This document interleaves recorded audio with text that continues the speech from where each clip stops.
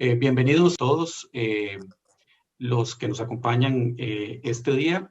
Nos acompaña el día de hoy don Víctor Ramírez y doña Muni Figueres en una actividad mediante la cual BLP ha querido celebrar y conmemorar una fecha tan importante para los y las costarricenses como es la conmemoración de la abolición del ejército. Como ustedes saben, BLP es una firma de origen costarricense que comparte los valores costarricenses y por tanto se ha planteado la necesidad de celebrar estas decisiones tan importantes con el objetivo de recordar a las nuevas generaciones el impacto que éstas han tenido en la formación de los y las costarricenses y en la cultura de nuestro país en términos generales. El día de hoy nos acompaña, les decía anteriormente, don Víctor Ramírez y doña Muni Figueres, a quienes voy a presentar brevemente.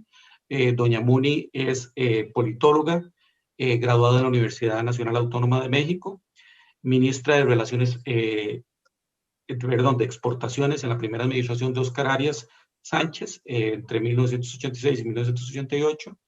Es asesora o fue asesora de Relaciones Externas del Banco Interamericano de Desarrollo, BID, en Washington, D.C., entre 1988 y el 2001. Entre el 2010 y el 2014 fue embajadora de Costa Rica en Washington durante la administración de doña Laura Chinchilla. En el año 2016, integrante de la Junta Directiva de la Carver Foundation. En el 2016, a la actualidad, presidenta de la Junta Administrativa Amigos por Costa Rica, que es una organización sin fines de lucro que está afiliada a CRUZA en San José y cuya misión es facilitar donaciones desde Estados Unidos a programas comunitarios en Costa Rica. Bueno, como todos sabemos, doña Muni además estuvo vinculada muy directamente con este acontecimiento por ser la hija de don José Figueres Ferrer. También nos acompaña, les adelantaba, don Víctor Ramírez Zamora. Don Víctor, me parece muy importante decir esto, fue fundador y subdirector del semanario Universidad entre 1971 y 1973, y además ha sido comentarista de la realidad nacional e internacional, tanto en radio como en prensa escrita y televisión nacional. Muchos de nosotros recordamos sus conferencias y la transmisión de sus conocimientos en diferentes medios. Expresidente del ICT y exdirector del Banco Nacional, lo primero entre 1986 y 1987, y lo segundo entre el 2013 y 2014. Además de todo esto, don Víctor es un estudioso de la vida y la obra de don José Figueres Ferrer y de los complejos y tumultuosos hechos de 1948.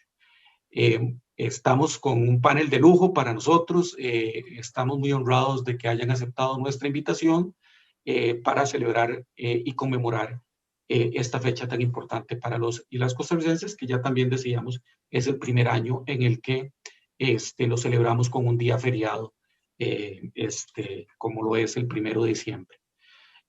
Vamos a empezar tal vez introduciendo algunas preguntas que nos parece importante que nos vayan llevando por el camino de la importancia de una decisión como esta para nuestro país. Tal vez lo primero que quisiéramos consultarles es eso mismo, ¿qué significa la abolición del ejército para nuestro país y por qué es importante que conmemoremos una fecha como esta? Es una pregunta que quisiéramos plantearle a ambos. No sé quién nos acompaña de primero. Yo empiezo para que don Víctor, que es el que más sabe de todo esto, lo comente después. Yo sí quiero decir que Víctor conoce como nadie, en mi opinión, la personalidad y la psicología de mi mamá y de mi papá. Y eso se lo aprecio muchísimo. Bueno, creo que es un beneficio muy obvio, inmediato de haber abolido el ejército, es político porque cercenó los espacios para que continuara el conflicto. Todavía había un ambiente muy conflictivo en ese entonces, en el 48, y cierra la puerta a la continuación de la violencia y conduce, por lo tanto, a la paz y a la estabilidad. En el campo económico, el haber abolido el ejército obviamente significó un desvío de gastos militares. En tiempo de paz se desviaron hacia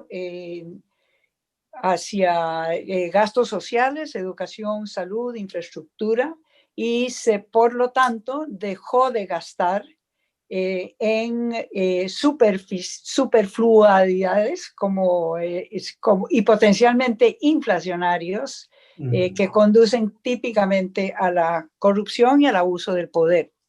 Entonces, creo que en términos de ahorro y de gasto, calidad de gasto público, que tanto nos preocupa siempre en Costa Rica, se pasa de un gasto a una inversión en dos platos, a una mucho más eficiente y mucho más humana inversión.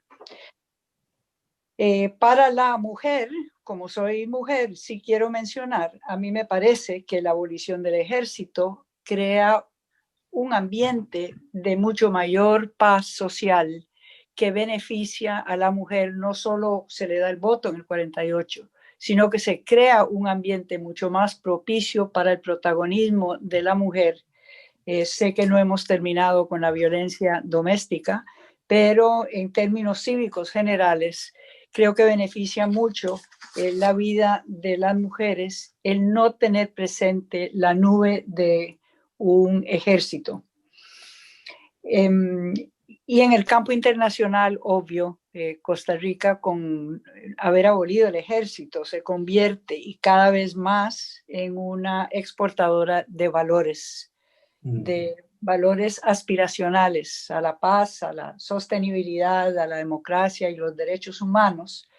Y todo eso solo se puede hacer con el énfasis que se hace en Costa Rica en ausencia de un ejército. Y dejo ahí a que Víctor agregue a esto. Muy bien, Muni. Yo creo que estoy convencido de que no hay manera de que podamos aquilatar en toda su dimensión la importancia que tiene la abolición del ejército. Y eso nunca será posible. Es de tal magnitud, en mi criterio, desde el punto de vista económico, como lo acaba de expresar Muni, desde el punto de vista institucional, pero además desde el punto de vista social, humano, psicológico, cultural. Es decir, el que nosotros hayamos vivido desde hace 70 y pico de años sin ejército, que virtualmente hoy todas las generaciones casi que vivimos en este país nacimos sin tener que ir a ninguna guerra, sin tener que ir a la conscripción militar, sin conocer de armas. Es decir, no tiene precio, no tiene precio. Es decir, y nunca podremos, por más que analicemos profundamente todos estos ámbitos de la vida, es decir, la importancia que tiene. Pero por ahora, entre las muchas vertientes que iremos ahora hablando, yo quiero expresar la siguiente. Nosotros somos el único país latinoamericano y uno de los pocos del mundo que en los últimos 70 y pico de años no ha tenido convulsiones políticas y militares, quiebres de nuestra constitución, cuartelazos, guerras civiles. Somos el único de América Latina. Eso no es ni casualidad, ni es el azar, ni son elementos divinos, con todo respeto lo digo, los que han hecho esta singularidad costarricense. Esto se debe a muchos factores, por supuesto, pero fundamentalmente a que en los años 40 y sobre todo a partir de 1948, Costa Rica amalgamó, es decir, a partir de 1948, una serie de instituciones fundamentales, las más importantes de la historia universal desde el punto de vista político.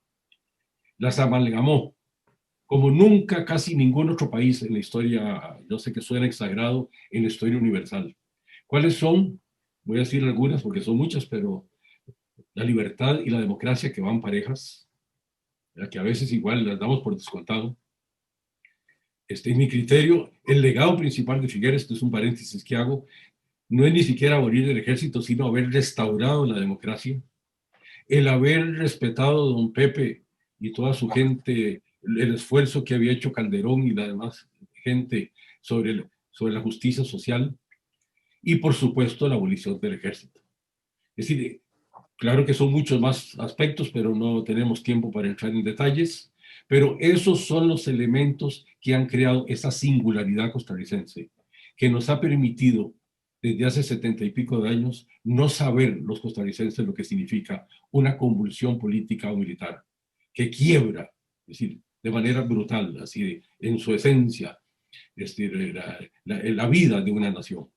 Hemos vivido en democracia, hemos vivido en libertad, hemos vivido en paz, con todas las dificultades que tenemos, siendo un país pobre, además, en buena parte gracias a esta maravilla de haber abolido el ejército.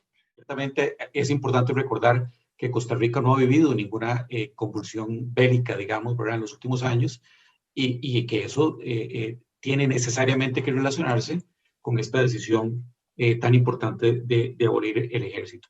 Tal vez ahora lo que podríamos hacer es repasar un poco aquellas condiciones políticas que tenía Costa Rica, condiciones sociales, históricas, que propiciaron que el país tomara esta decisión, que ya nos compartían ustedes que no fue una decisión fácil, ¿verdad? Probablemente fue una decisión más difícil de lo que nosotros ahora la vislumbramos, ¿verdad? 72 años después.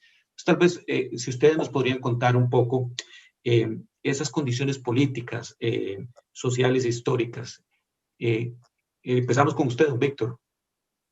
Es importante decir en este campo que había habido voces importantes en la historia costarricense antes del 48 que habían propuesto o abolir el ejército o disminuir su importancia, disminuir su fuerza específica dentro de la sociedad costarricense. Ricardo Jiménez, en la década de los 30, siendo presidente, quitó uno de los cuarteles y los convirtió en escuela, para poner un ejemplo, que expresaron la importancia de que el país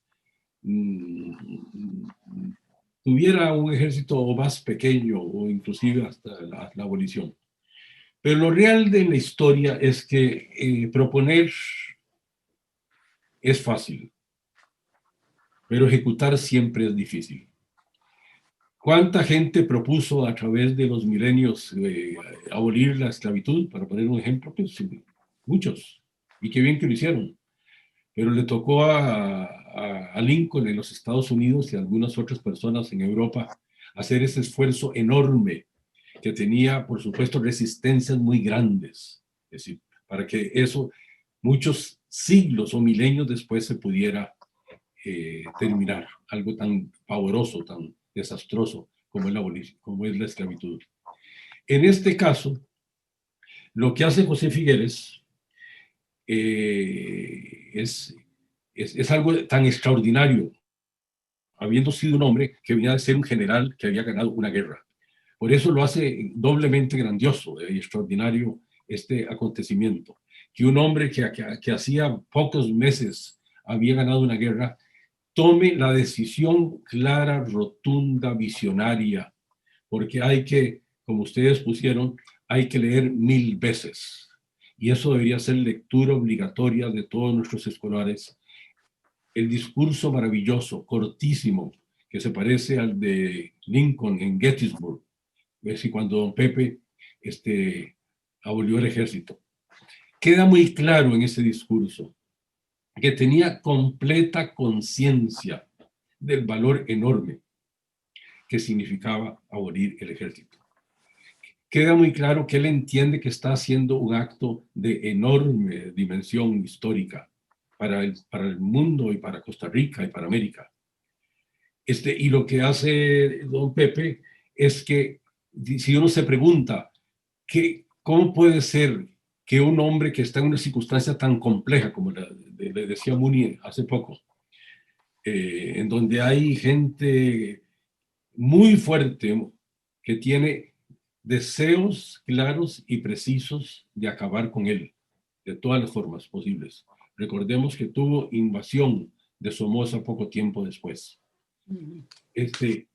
¿Dónde está el elemento central, diría yo, caracterológico, que permite que un hombre haga algo de esa naturaleza? Porque tal vez para irme para atrás, cuando usted habla, don Alejandro, de las condiciones políticas y sociales históricas, para mí, el principal factor, la principal circunstancia de esta decisión se llama José Figueres Ferrer. Y José Figueres Ferrer, en la primera proclama, lo voy a tratar de hacer muy rápido, pero en la primera proclama le dice a los costarricenses, invitándolos a que se metan a la lucha militar, que colaboren de alguna manera, que cada uno en su casa tiene un chuzo, un raspadulce, unas tijeras. ¡Qué maravilla eso! Es decir, ¿qué es lo que está diciendo los costarricenses? Aquí vamos a ganar con unos chuzos y con unas tijeras esta guerra, porque esa guerra se gana sobre todo en el corazón de los costarricenses. Y es un hombre que claramente expresa en esa proclama que la manera de ganar una guerra está en el corazón de las personas y no en el armamento que se tenga. Y por eso él, siendo el jefe de una junta fundadora de la Segunda República, que gobernó durante 18 meses, no tiene temor en quedarse sin ejército, porque él sabe que el ejército principal en cualquier parte del mundo no son las armas, no son los cañones, no son los aviones, sino es el corazón y el alma de sus ciudadanos. Vamos a introducir la otra pregunta y doña Muni de repente podría hacernos algún comentario relacionado con lo que nos acaba de aportar don Víctor. Y tiene que ver más con la perspectiva de lo que pasó después, ¿verdad? ¿Cómo incidió esta decisión de abolir el ejército en la vida de los costarricenses y especialmente en el desarrollo humano? Una cosa que ya usted nos hablaba con respecto a la mujer y cómo impactó la vida de las mujeres costarricenses, ¿verdad? En términos generales, cómo una decisión de estas también impactó el desarrollo humano de los costarricenses. Y diría yo, tal vez más amplio, de los y las habitantes de nuestro país, ¿verdad? Porque claramente aquí también habitan otras personas que no necesariamente son costarricenses y que se vieron beneficiadas por esta decisión.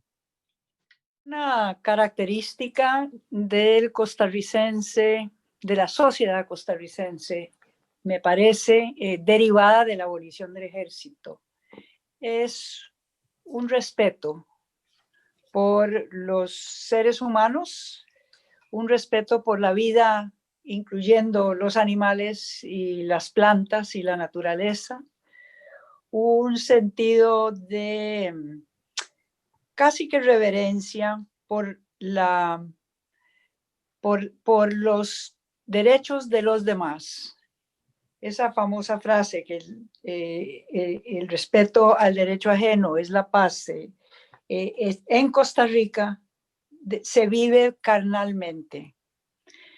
Y esa convivencia pacífica que tenemos, con todas las excepciones del caso debido a la naturaleza humana, no creo que se daría si no se hubiera abolido el ejército.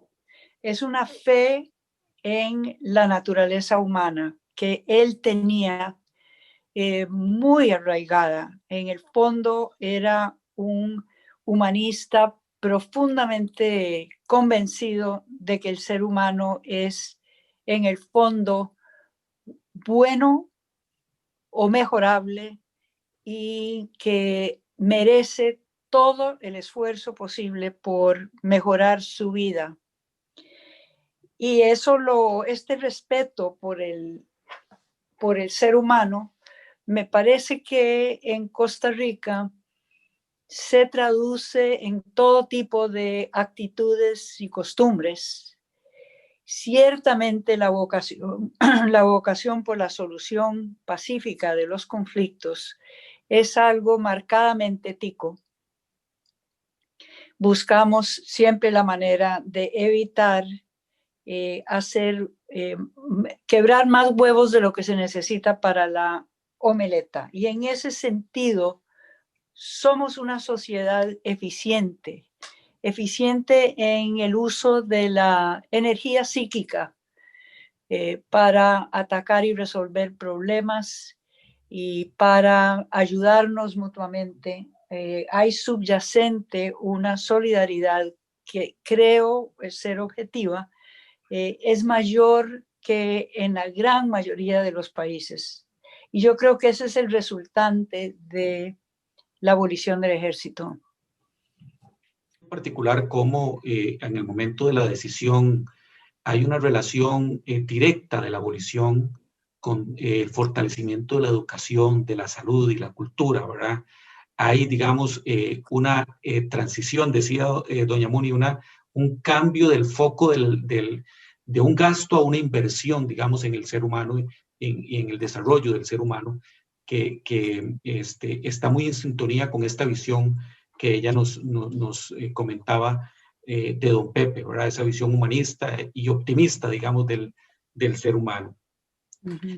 Claramente don Pepe, digamos, tuvo un papel protagónico en esta decisión, ya don Víctor también nos lo mencionaba. Tal vez quisiera que don Víctor nos comentara, además de don Pepe, quiénes los respaldaron en esta decisión tan importante, quiénes fueron su punto de apoyo, digamos, porque las personas a veces necesitamos que el entorno social en el que nos movemos, ¿verdad?, también de alguna forma apoye nuestras decisiones, ¿verdad? Que nos comente tal vez un poco de quiénes más estaban compartiendo esta visión de don Pepe. Sí, ha habido mucha ignorancia o mezquindad hasta la fecha de algunos que expresan dudas sobre la autoría directa y, digamos, emocional, intelectual, existencial de José Figueres sobre eso. Y eso es completamente falso. Y voy a decir rápidamente algunos hechos que lo demuestran. Cuando don Pepe escribe en 1942 su primer ensayo, Palabras Gastadas, dedica un párrafo que no lo voy a leer ahora, pero es importante que la gente trate de buscarlo. Eso está en 1942, 6 años antes de 1948. Y hay otro hecho que también es muy poco conocido, y es que apenas pasadas 2 semanas, unos días más, unos 17 días, de iniciada la Junta Fundadora, la Junta Fundadora recibe de un señor profesor que se llamaba don Rómulo Valerio, una solicitud para convertir el Bellavista en museo. Y la Junta Fundadora toma esa propuesta de don Rómulo y la acepta de manera contundente. Y dice, vamos a terminar con el museo, con el cuartel Bellavista, y lo convertiremos en museo. Yo estoy convencido de que como la Junta era el centro de atención en ese momento de todas las preocupaciones nacionales, tenía miles de preocupaciones y miles de solicitudes de muy diversa naturaleza, que si don Pepe le dio cabida, porque él era el jefe realmente y el que mandaba ahí definitivamente mucho más en esa junta, le dio cabida a esta solicitud porque ya quizá había hasta algo conversado entre ellos para poder llevar a cabo esta solicitud apenas con 17 días de comenzar la Junta Fundadora. Eso fue en mayo de 1948, varios meses antes de la abolición del ejército. Y ese mismo día, don Pepe, la Junta Fundadora, expresa, no tengo en la memoria así la frase exacta, pero más o menos esta es la idea, de que el ejército costarricense continuará mientras las circunstancias extraordinarias que vive el país lo requieran. Es decir, ese día, mayo de 1948, la Junta Fundadora expresa que el ejército no tiene sentido de que continúe mientras, es decir, una vez que, digamos, la normalidad vuelva a ser la realidad de esta nación. Probablemente nadie se dio cuenta, es decir, de ese hecho. Por lo menos en lo que he buscado en los periódicos nadie lo comentó. Pero ahí ya está la semilla clarísima en estos dos hechos que estoy diciendo. Y podría decir otros más, pero no tenemos tiempo. Es decir, de que estaba en el alma de José Figueres Ferrer. Y yo estoy convencido que de los otros miembros de la Junta, pero que es un hecho que pertenece sobre todo a él.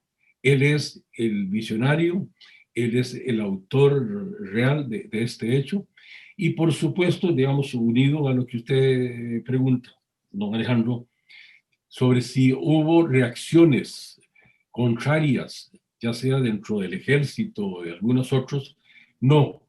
Por lo menos en lo que recoge la prensa en ese momento, nadie se atrevió a oponerse a una medida de esa naturaleza. Que eso suscitó probablemente en algunos miembros que habían estado a la par de él en el Ejército de Liberación Nacional suspicacias, porque estaba irrespetando de alguna manera una institución que ellos valoraban mucho, no tengo ninguna duda. Lo real es que ninguno se atrevió a expresar sus críticas a esa decisión. Sí, habla un poco esto que nos dice usted, don Víctor, del liderazgo, digamos, ¿verdad? Que tenía don Pepe en ese momento, ¿verdad? De manera que no era fácil oponerse a una decisión, probablemente, ¿verdad? Y que además tenía mucho contenido ético, ¿verdad? Entonces todavía lo hacía mucho más difícil, ¿verdad? Tenía todos los fundamentos de derechos humanos que hoy en día se promulgan por las organizaciones internacionales de derechos humanos. Y no podemos olvidar, digamos, que estamos en 1948, que estamos a 3 años de que terminó la Segunda Guerra Mundial, que estamos en un momento en que la América Latina está plagada de dictaduras militares y el mundo, de que lo normal en la historia universal, en 4.000 años de historia, es tener ejércitos, que no hay otro país en el mundo en estos momentos que tome una decisión de esta naturaleza. Y yo estoy convencido que, de nuevo, es complejo ya investigar eso más a fondo, pero que hubo mucho recelo de muchos de los líderes mundiales de que un paisecito chiquitito se atreviera a hacer una cosa tan contraria a lo que ellos en sus propios países, grandes, pequeños o medianos, tenían y que de alguna manera sacralizaban. Porque recordemos que a través de la historia, la guerra fue sacralizada muy a menudo, aún por los grandes pensadores, si se la consideraba una actividad noble. No tenemos tiempo, pero yo entiendo que tenían razón también en alguna gente en considerarla así, pero hoy sería visto como un desastre, ¿verdad? Como una anomalía histórica muy grande que alguien pueda considerar noble la guerra. Corresponde llamarla una decisión visionaria, precisamente, por la época en la que se dio, muchos años antes de que algunos organismos internacionales empezaran a promover el desarme a nivel mundial. Doña Muni, tal vez siguiendo y conectando con esto que dice don Víctor y que resalta, digamos, las virtudes y las cualidades de don Pepe, tal vez usted nos podría contar un poco esas convicciones que tenía don Pepe y que lo llevaron a tomar tan firmemente esta decisión. Yo creo que, volviendo al concepto de la fe en el ser humano, y como ha dicho don Víctor, en realidad los ejércitos se glorificaban, pero en el fondo, los ejércitos cercenan la libertad, la coartan con una racionalidad de manutención del orden. Pero yo creo que él pensaba que el Estado debía hacer el menor daño posible, que es una manera negativa de ponerlo, y que era ineficiente un Estado represor. Él habla de la dictadura como un sistema ineficiente, porque el costo es mucho más alto que el beneficio de la represión. Y Él había leído, acuérdense, ¿verdad? Muchísimos autores y había leído a John Stuart Mill y había leído a Voltaire y había leído a los autores europeos y americanos que ensalzaban las virtudes de la libertad por sus efectos benéficos sobre la convivencia social. Él creía que un ser humano libre es infinitamente más creativo, contribuye más, establece reglas de juego mucho más armónicas con el resto de sus compañeros, produce mejor, es un agente económico mucho más eficiente si es libre. Entonces, a pesar, qué curioso, de que él estuvo involucrado en la creación de un Estado llamado interventor en esa época, en realidad él creía en el minimalismo de la intervención a la libertad del ser humano. Creía que se desarrolla en todas sus potencialidades cuando tiene libertad de hacerlo y yo creo que esa es su convicción de base. Y también esta idea del mayor bien por el mayor número que viene del utilitarismo y todo ese pensamiento decimonónico e incluso anterior en Europa.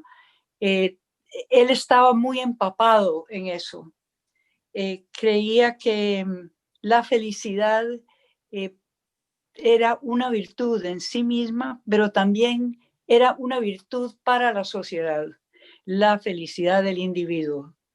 Entonces, me parece que de ahí nace este deseo de abrirle todos los caminos al ser humano, además de, obviamente, por la educación y la buena salud, pero él creía mucho en que somos en realidad potencialmente grandes todos y en la medida en que se nos deja crecer, en esa medida vamos a beneficiar a toda la sociedad. Creo que de ahí nace, ¿verdad?, esta idea de eliminar al Estado opresor con la amenaza de violencia. No era obviamente un loquito. Él sabía que el Estado, por definición, debería tener el monopolio de la violencia para mantener el orden, pero que ese monopolio se debe reducir al mínimo, porque en la medida en que se reduce, se aumenta la expansión del ser humano. Qué interesante esta visión que nos transmite doña Moni, ¿verdad? De cómo su visión del ser humano lo lleva a tener una visión del Estado, como debe ser, ¿verdad? Iniciando en el ser humano y terminando, proyectando esa visión, su visión del ser humano, en lo que él consideraba debía ser un Estado, ¿verdad? Es una cosa que no siempre nos detenemos a pensar y a valorar, o ni siquiera tenemos conocimiento de esos fundamentos que lo llevaron a él a tener esa visión de estadista que tuvo durante su vida. Esta visión de estadista, digamos, también nos lleva a hacerles otra consulta que está relacionada con el tema de la perspectiva internacional. Después de esta decisión, ¿verdad? ¿Cómo nos ve el mundo? ¿Cómo lo ve a él y a don Pepe? ¿Y cómo ve a Costa Rica a partir de una decisión tan importante? ¿Cómo nos posiciona, digamos, en el contexto de la comunidad internacional una decisión como esta? Para mí, la expresión exportadora de valores caracteriza a la manera en que Costa Rica es percibida por fuera. En cuanto a esa visión o impacto internacional de la abolición del ejército, Podría decir también muchísimas cosas, pero me gusta decir que yo estuve en Londres entre 1977 y 1979 y estuve muy cercano de la BBC de Londres, y ahí es muy rico porque en la cafetería se encuentra uno a grandes figuras, y hice amistad con varias de ellas, intelectuales de alto renombre en Inglaterra, y mi manera de acercarme a ellos era decirles que era costarricense, que ya de por sí en alguien pues, inteligente y abierto mentalmente les parecía algo interesante, y para ganarme la atención muy rápido a ellos les decía que mi país no tenía ejército. Eso producía de inmediato una reacción en todos ellos. No hubo un solo caso en que no fuera así, de asombro absoluto, al grado que me ocurrió en varias ocasiones que cuando le decía a esa persona y estaban ahí en la cafetería, decía, pero usted me está hablando de que eso es cierto. Yo sí, absolutamente. Un país entre Nicaragua y Panamá, estamos hablando hace más de 50 años, o hace casi 50 años, sin ejército, sí. Y entonces yo al rato me veía rodeado de 10, 15 personas y casi obligado ahí a hacer una pequeña charla en donde les parecía una locura, una excentricidad, una anomalía, una cosa absolutamente extraordinaria. ¿Y cuántos costarricenses, cuánta gente ha visitado este país? Es algo que nunca tendremos la cifra ni siquiera de lejos exacta. Es decir, fundamentalmente porque lo que más le llamó la atención de este país es que no tiene ejército. ¿Y cuántas de esas personas maravillosas que vinieron por eso, como los famosos cuáqueros hace muchos años, o gente relacionada con la ecología de gran fama internacional, que se quedaron a convivir con nosotros, porque el solo hecho, ya no solo que fuéramos una democracia, que fuéramos un oasis de libertad, que fuéramos un país con un gran desarrollo en el bienestar humano, pero que no tuviera ejército, era suficiente para decir, yo quiero asentarme, quiero ir a conocer ese país y asentarme ahí y convertirme en casi un ciudadano más de ese país. De manera que ahí es igual, nunca podremos aquilatar suficientemente la importancia que posee, es decir, en el mundo, es una decisión de esta naturaleza. Pero no tengo ninguna duda de que así como fue una anomalía, una excentricidad, casi una locura, es decir, en 1948 lo continúa siendo, y que es un hecho de una extraordinaria importancia desde todo punto de vista para la sociedad costarricense. Y por eso es que actos como este que ustedes están promoviendo en BLP, me parece que lo que deben recibir es el aplauso de todos los costarricenses, porque lo que tenemos que hacer, porque a los costarricenses nos cuesta mucho apreciar lo que tenemos, como nos cuesta apreciar la propia salud. Solo cuando la perdemos es que la apreciamos. Y así nos cuesta en general. Y en general es difícil para las nuevas generaciones y para muchos costarricenses apreciar en toda su dimensión, pero quitamos toda su dimensión porque eso es imposible, pero en una importante dimensión, el valor enorme que tiene y que ha tenido para la sociedad costarricense. Leíamos antes de la entrevista los países que no tienen ejército en estos momentos, y en su gran mayoría se trata de islas que no tienen países limítrofes, ¿verdad? En un contexto geopolítico muy diferente al que tenía Costa Rica hoy y al que tenía en ese momento histórico que era 1948, ¿verdad? Entonces es muy interesante, ¿verdad?, que en ese contexto geopolítico se tomaran estas decisiones de gran valentía, diríamos, ¿verdad?, para ese momento. Don Víctor, usted nos hablaba de la importancia de recordar, de la importancia que las nuevas generaciones conozcan estas decisiones, de tratar de alcanzar las dimensiones de esta decisión, aunque eso no sea posible, como bien usted nos refería, pues siempre los símbolos ayudan, digamos, a que las personas interioricemos, ¿verdad?, la importancia de ciertos eventos y acontecimientos históricos y políticos. Recientemente, el Estado costarricense decidió que el 1 de diciembre iba a ser un día feriado y en consecuencia esa iba a ser, digamos, la forma de conmemorar la fecha de abolición del ejército. Desde nuestro punto de vista eso no es suficiente, hay que dotarlo de contenido, digamos, de un simbolismo, ¿verdad?, que lleve a las nuevas generaciones a este entendimiento que usted nos está compartiendo. Tal vez quisiera preguntarle de su experiencia, de su conocimiento, de la importancia de la abolición del ejército, ¿qué actividades, cómo podríamos, digamos, nosotros celebrar este momento histórico, un poco siendo creativos, digamos, ¿verdad? Y que esto no sea una cosa que solo nos llene de orgullo a los costarricenses, sino también llene de orgullo a los amantes de la paz, digamos, ¿verdad? A nivel mundial, ¿verdad?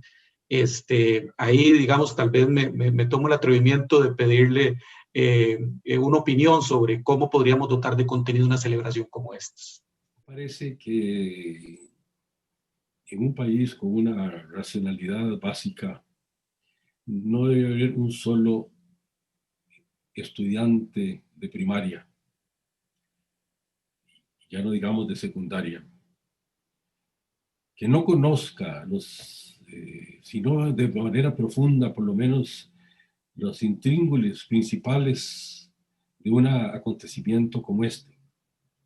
Deberíamos todos casi conocernos de memoria ese extraordinario discurso que pronuncia don Pepe el 1 de diciembre de 1948.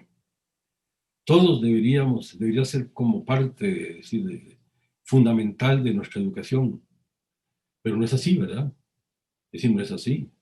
¿Cuántos profesores y cuántos maestros le hablan a sus alumnos sobre este hecho tan importante? ¿Cuántos? No sé. Me da la impresión de que no muchos. ¿Por qué? Por ignorancia, por mezquindad, por problemas políticos. Bueno, yo espero que conforme pasen los años, esa ignorancia o esa mezquindad pues sea menor y que para comenzar sea a través de la escuela, del colegio, de la universidad, es decir, que no haya un solo alumno costarricense que no conozca en detalle, mucho más de lo que conoce a través de los años, la importancia enorme el significado de este hecho. Y por supuesto que en el mundo de hoy, cosas como estas que ustedes están haciendo, que permiten tantas posibilidades para que tanto los medios comunes de la radio, la prensa y la televisión, que le han dado, yo diría, una importancia realmente relevante el día de hoy y en estos días, pero que se utilicen todos los medios, las redes sociales, por supuesto, y para que exista un debate nacional cotidiano, no solo hoy, sino que constantemente recordemos la importancia de esto, porque esto influye en nuestras vidas, solo que no es visible, no es un hecho visible de nuevo como es la salud. La salud no es visible, lo que es visible es la enfermedad, la salud es lo normal. Bueno, aquí este es un hecho negativo en el sentido de que es una abolición, pero que es absolutamente positivo. Y que solo recordándolo, poniéndolo en perspectiva, conociendo los elementos que hubo alrededor de este hecho, la comparación en la historia humana, cómo es tan singular, tan atípico en la historia humana, algo como esta, y cómo puede producirnos tantos beneficios de tanta envergadura, solo así, de muchas formas. Es decir, recordando esto como este acto que ustedes están organizando, puede colaborar en que junto con esta maravilla, me parece que haya sido que el 1 de diciembre por primera vez estemos conmemorando este hecho tan importante, contribuya a que la mayoría de los costarricenses tenga un conocimiento mayor de este hecho y lo aprecie, porque esa es una palabra, la mente apreciativa es una mente fundamental. Pues tendemos a ser siempre muy críticos y a creer que las cosas nos vienen del cielo y entender que no, que esto no nos vino del cielo, que podríamos tener perfectamente ejército. Eso que sería lo normal que lo tuviéramos. Es decir, que apreciemos la importancia de este acontecimiento. Muchas gracias, don Víctor, por sus palabras y por compartirnos todas estas anécdotas y conocimientos relacionados con la abolición del ejército, con la decisión y un poco con las figuras más relevantes que participaron de la decisión histórica. Recordaba cuando estábamos preparando esta actividad que uno de los grandes juristas italianos, Francesco Carneluti, definía a los abogados como razonadores. Y cuando uno pone en perspectiva eso, diría, esta decisión fue un triunfo de la razón, ¿verdad? Y si los abogados somos razonadores, deberíamos festejar, digamos, el triunfo de la razón, ¿verdad? Y por eso, y por muchas otras razones, ¿verdad? Nos surgió la inquietud en BLP de celebrar este día con una conferencia, trayendo a personas conocedoras como usted, como doña Muni, y participar cívicamente, digamos, de un acto tan importante para los y las costarricenses. Realmente nosotros esperamos que en los próximos años igual realicemos actividades que nos permitan siempre mantener presente en nuestra memoria que esta decisión fue una decisión importante y, como usted bien decía, sigue aún siendo una decisión importante para la vida de los y las costarricenses. Le agradezco mucho su participación y la participación de doña Moni. Difícilmente puede haber un hecho civilizatorio de mayor magnitud, en general en la historia universal y en la historia de nuestro país, que el hecho de no tener ejército. Muchas gracias, doña Moni, por acompañarnos. Un abrazo. No, gracias a ustedes.